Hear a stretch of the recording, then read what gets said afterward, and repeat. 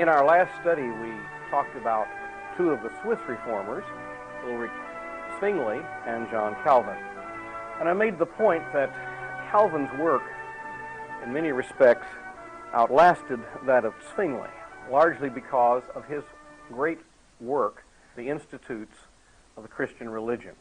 And the teaching and the theology that is in that systematic work is so complete, so simple, so easy to be understood, and so relevant to all of the different nationalities, that the Reformed faith spread throughout first Europe and then into the New World, all over the world, through missionaries. As we look back from our vantage point, we see a number of different denominations that have grown out of the Reformation. And sometimes that seems a bit discouraging to us because it seems as if there is considerable division. Throughout our study, however, we've tried to look at the positive side. We've tried to look at what the Lord is doing with His church, with His people. And I want to emphasize to you in this study that there was much unity, and far more that the different Reformed groups in the different countries, as they sprang up, agreed upon than they disagreed upon. We've noticed already the attempt on the part of Martin Bucer of Strasbourg to create a united evangelical church to avoid splitting into denominations. And we saw that was a failure, largely because Luther passionately believed, as he did on the Lord's Supper, and would not agree to have fellowship with Zwingli, because Zwingli had a different view of the Lord's Supper. That meeting occurred at Marburg, the Marburg Colloquy in 1529. There were other attempts to create unity between the evangelical church that sprang from Luther's efforts and the Reformed church that sprang from Calvin's efforts. Most notable of them was the Heidelberg Catechism of 1563. We think of Germany, you think of it as being either Lutheran or Catholic. The south part went back into the Catholic Church after the Peasants' Revolt of 1525. Most of the north part remained Lutheran. However, there were enclaves where Reformed thought, what Calvin's thought, took root and prospered. And one of them was in the Palatinate, with its center at Heidelberg. Another was in Brandenburg, with its capital of Berlin. These areas became Reformed as opposed to Lutheran, usually because the Duke, the leader, was converted to Reformed thinking. And then, of course, the problem arises how to coexist, how to have fellowship with the Lutherans in that area. And hence, the Heidelberg Catechism of 1563 was an effort to unite the Reformed Calvinistic churches and the evangelical Lutheran churches. I use the word Calvinistic and Lutheran because we have to have some kind of handle to distinguish. Those were not terms which they preferred. Perhaps evangelical Reformed were the terms that would be used. The two authors of the Heidelberg Catechism were Zacharias Ursinus and Caspar Olevianus. The Heidelberg Catechism is a beautiful document, and it did achieve a remarkable degree of unity because it was a confession that both groups could adhere to, could affirm. Granted, if one carefully goes through the Heidelberg Catechism, there are some points that are not stressed as strongly as Calvinists would like to see them stressed, perhaps, but they were not denied. And at the same time, the Lutherans then looking at it could accept it without any great problem. And for that reason, the Heidelberg Catechism is frequently used today in Reformed churches. Its language is beautiful. The famous first question in the Heidelberg Catechism, what is your only comfort in life and in death? And we at Engedi Ministries have produced a tape series based on the Heidelberg Catechism entitled Christ Our Comfort, and would encourage you to obtain that, because the whole gist of the Heidelberg Catechism is to convey the idea that Christ is our only comfort.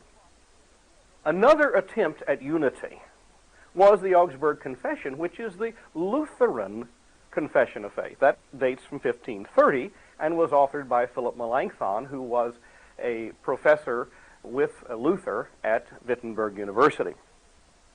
What Melanchthon was trying to do in the Augsburg Confession was to lay down common ground to bring the Catholics back, if possible, to reunite Catholics and Protestants. That wasn't successful, but it did become the primary confessional statement for the evangelical Lutheran Church. The Reformed faith began a dramatic spread in the 16th century into, for instance, Eastern Europe. We think of Eastern Europe, we don't think of Reformed theology. We might think of Roman Catholicism. But there was a time when, in the 16th century, the Reformed faith spread into, for instance, Hungary and Austria. The city of Vienna at one time was 75% Protestant. But by the time the Jesuits finished, you could scarcely find a Protestant in Vienna. But for a while, Eastern Europe seemed to be going the direction of the Reformed faith. John Huss had actually brought about a Reformation in Bohemia. Bohemia today is the Czech Republic, back in the early 15th century. And as a result of Huss's efforts, there was a Protestant church there known as the Utriquists that really believed the same things that Luther and Calvin and the other reformers later believed. Both with Huss and Wycliffe, we have really pre-reformers teaching the same doctrines of salvation by grace that you see later with Luther and Calvin. And so when the Reformed Church spread out of Switzerland and Reformed thinking through Calvin's work, the Institutes, that just merged with the Hussite thinking in Bohemia as it merged with the Zwinglian thinking and created a unified Reformed Church. Unfortunately for the Protestants, the Reformed faith was crushed during the 30 Years' War, which dates from 1618 to 1648. In a violent way, the Protestants were exterminated, and the Jesuits moved in. And we'll talk more about the Jesuits later, but the Jesuits moved in to re-indoctrinate these areas into Roman Catholicism. And they were good at what they did. There's no question about how successful the Jesuits were. They used education as their tool. They gained control of the universities, for instance, the University of Vienna. And they made sure that anyone studying in that town, in that area, would be indoctrinated into the Roman Catholic faith. And there were many other ways in which the Jesuits were effective, which we'll talk about later.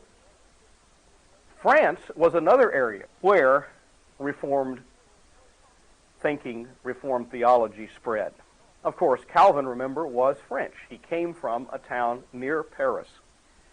And being French-speaking and a French subject, it was natural for many of the people who knew Calvin to come to Geneva, to study under Calvin at Geneva, and go back into France and carry the Reformed Church there. Calvin established the University of Geneva, and it was an excellent school and provided a wonderful opportunity for Protestant pastors and theologians to study. By 1561, there were 2,150 Reformed churches in France. The Reformed churches in France were known as Huguenots. And so it was growing rapidly. As a matter of fact, the majority of the nobility in France were Reformed.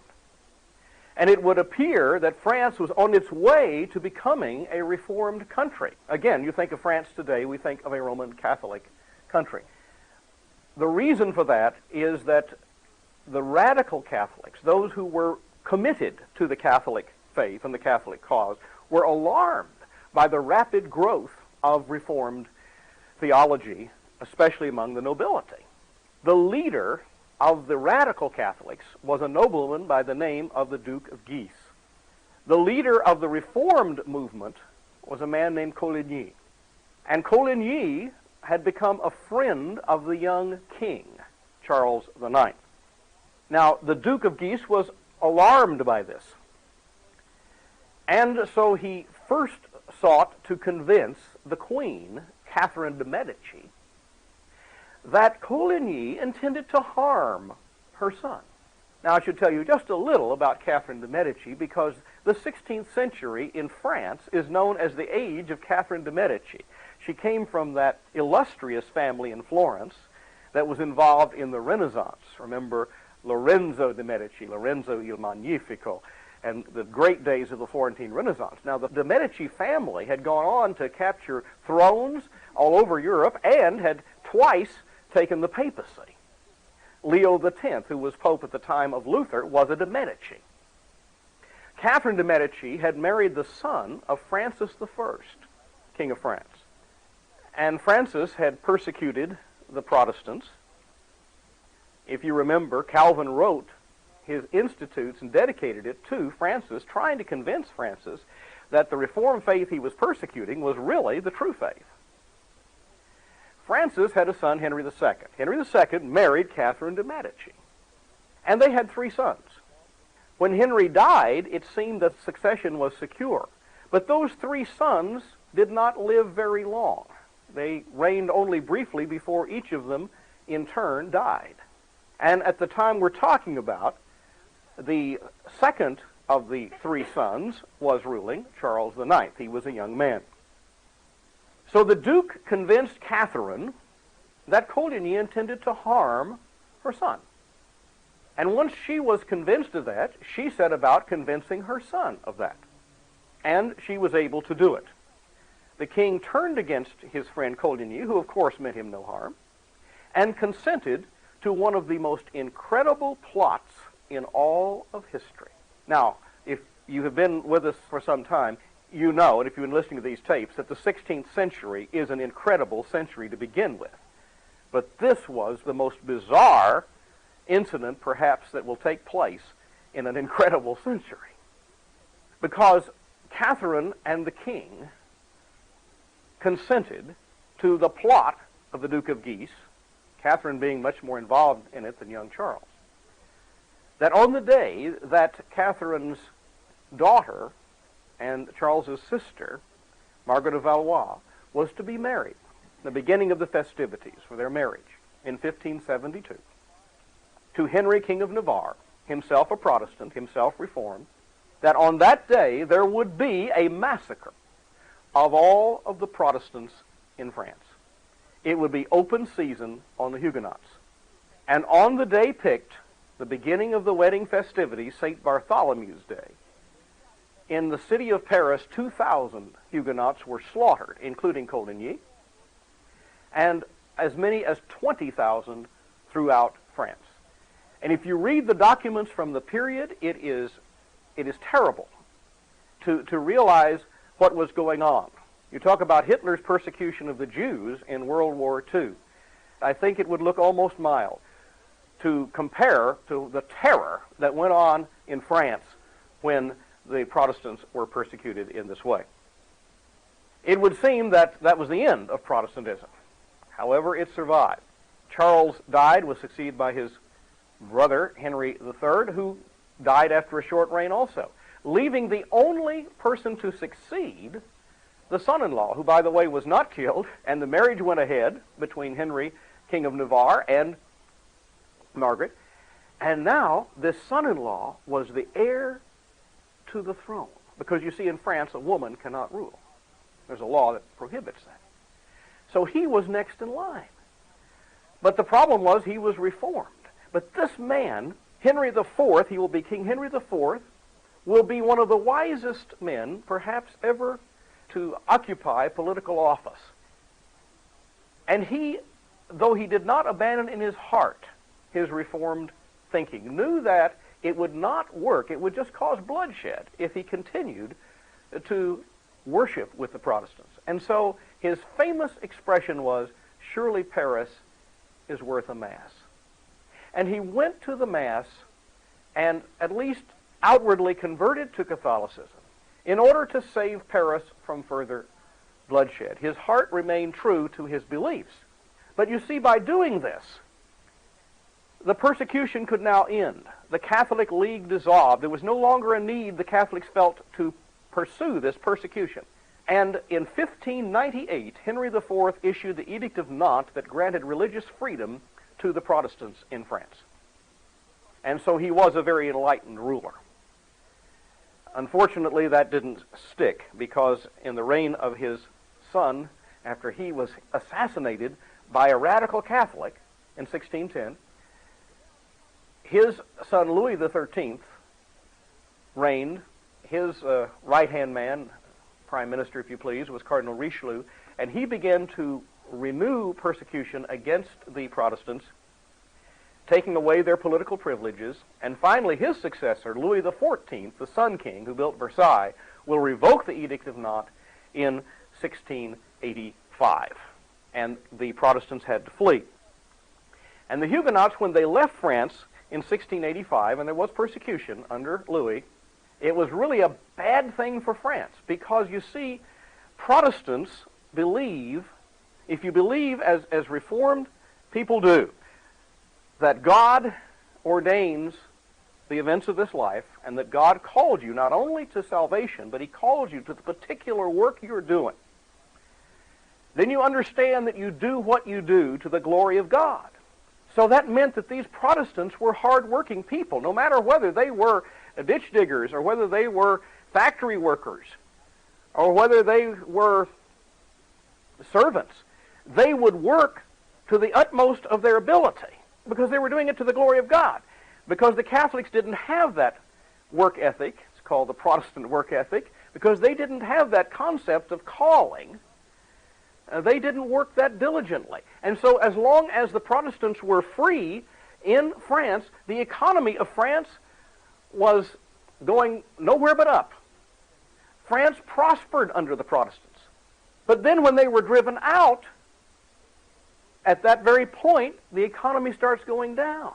Of course, there is spending for war and things of this sort that are going to consume a lot of money, but they are missing that strong economic base that was provided by those hardworking Protestants. And so they spread out and went to other countries. They will go to, many of them, to Holland, which was a reformed country, to Switzerland, which was reformed. They will go to England, which was essentially reformed. They will go to Prussia, which was reformed. All of these places were, of course, welcoming their reformed brothers. And wherever they went, you can watch the economy go up. And it's most noticeable in Prussia, because many of them went to Prussia, and Prussia became stronger and stronger and stronger until it took over all of Germany and was able to defeat France, and France became weaker and weaker and weaker. It's very interesting. Only in 1802 did the Protestants regain legal standing. In 1907, they formed the National Union of Reformed Churches of France, and today that is the Protestant Federation of France, which is combined with some non-Reformed churches. And the Reformed faith will spread to Holland, and we'll have the Dutch Reformed Church there. The Reformed faith was being preached by 1550 in Holland. In 1571 it was organized.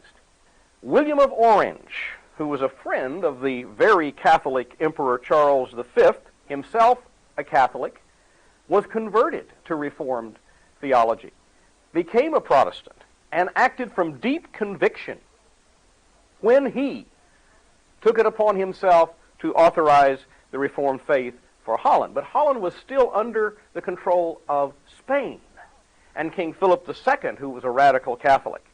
And of course, the Spanish Catholics did not accept that idea very well, that Holland would become Reformed.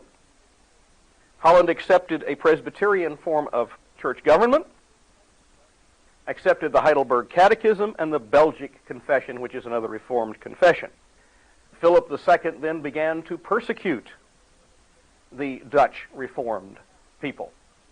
They sent a delegation to the king, to the king's men, asking just to be allowed to worship as they saw fit, just asking for religious freedom and liberty. And the Spanish mocked them and called them beggars, a term which stuck.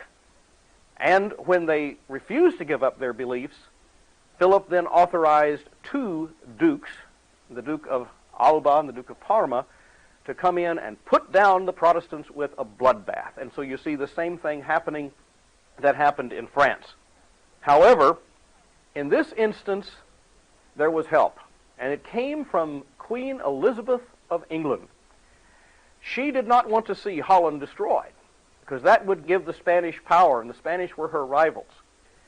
And she feared the alliance between Philip and his wife, Mary Stuart, in Scotland, so she did not want to give Philip that much power. Therefore, the result was the great naval battle that we all are familiar with in 1588, when the Spanish Armada was defeated by Elizabeth's navy. And when that happened, Spain was driven back, and Elizabeth provided religious freedom for the Dutch. Eventually, in 1648, when the wars of the Reformation were over, the 30 Years' War ended, the Dutch were granted independence, and that, of course, meant independence for the Dutch Reformed Church, and it meant that the Protestants would be quite free to practice their faith. Now, it was not smooth sailing theologically, however, because it was in Holland that a professor at the University of Leiden by the name of Jacob Arminius, in the early 17th century, took issue with 5 points in the Reformed faith, or he identified these 5 points. Now, when you talk, if you were to talk to John Calvin about the 5 points of Calvinism, Calvin wouldn't know what you were talking about, because this was much later. But Arminius wanted to make God look fair. And the idea of God sovereignly choosing his people seemed to be unfair to those who were not chosen. And so Arminius went in, looked at the theology, and said essentially, I do not believe that man is so fallen that he cannot come to Christ.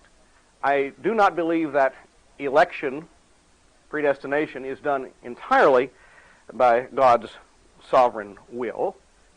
I do not believe that Jesus died only for the elect. I believe you can resist the call of God, and he didn't want to go to that final step. He wanted to be a 4-point Arminian. But his friends said, Dr. Arminius, if you've gone that far, logically, you're going to have to say that a truly saved person can lose his salvation. And so Arminius reluctantly conceded on the point of God's preserving his people to eternal life. Of course, that was quite a bombshell. And it's interesting that it was debated at the University of Leiden, and that William Bradford, who was the leader of the Pilgrims who came to America in 1620, happened to be living there at the time and was present when these debates were conducted. However, he did not agree at all with Arminius. The Dutch Reformed Church, however, took it seriously. They met in session at the Synod of Dort, 1618, 1619. They took each of those 5 objections and compared them with Scripture and found each of them to be false. And so it has been then that there's been a separation between those who follow the thinking of Arminius, known as Arminians, and those who follow the Reformed faith on those 5 points. The Reformed faith spread to Scotland through John Knox. Lutheranism had been introduced into Scotland in 1525. The Catholics had resisted, had persecuted the early Protestants. Patrick Hamilton, for instance, was burned. George Wishart was burned in 1546 for advocating reform. He had been a friend of John Knox. Knox was expelled from Scotland, went to Geneva, and studied with Calvin and preached to a congregation of English refugees in Geneva. In 1559, he came back to Scotland to help the reformers who were under attack from Mary Stuart, who was a devout Catholic. I've already mentioned Mary had planned to try to take the throne of England away from Elizabeth, and Knox was her thorn in the flesh, so to speak, and he brought her down. So there was some political factors involved in this as well, and the Scots will support John Knox. But in the process, Knox, who is quite concerned about the theology, will establish the Reformed Church, which will be known as the Presbyterian Church in Scotland, because he insisted that churches be organized under elders rather than as in England, where you have a bishop, that they were organized under elders. And the Greek word for elder is presbyteros, so Presbyterian, whereas the word for bishop is episkopos, hence Episcopalian. Now, the Reformed faith will spread to England. We will look more in detail at that in another study. But as it spreads into England, I just want you to get an outline of it. First of all, through Edward VI, the son of Henry VIII. He was Reformed. He was only 11 years old, but he was a very intelligent young man. And with Thomas Cranmer, who was Reformed, who was the Archbishop and helped Henry secure his divorce, there will be a confession, the 42 Articles, which is very, very Reformed. Later there will be the Puritans, there will be the Separatists, there will be the Pilgrims, and there will be the Baptists, and all of these are Reformed in their theology. Now, in all of these different groups that are going to arise, the Dutch Reformed, the Swiss Reformed, the Presbyterian, the Puritans, the Pilgrims, the Baptists, and so forth, all of these different groups, though, as I said at the beginning, it's easy for us to see division. Yes, there were some differences, particularly in the way they organized the churches, but there is a common core of theological beliefs here. And the Reformation always looked back to the early church with a view of restoring the church to its purity before being corrupted by Rome. In other words, there was a strong restorationist impulse in their work. Before the Roman Church changed things, there was a purity back there at the beginning, and this was a common point of reference for all of the Reformed churches. But they didn't just look backwards to the early church. They also looked ahead. They looked forward to an ongoing, never completed Reformation, because they saw truth affecting a dynamic, living process that would bring the church ever closer to conformity to the will of God.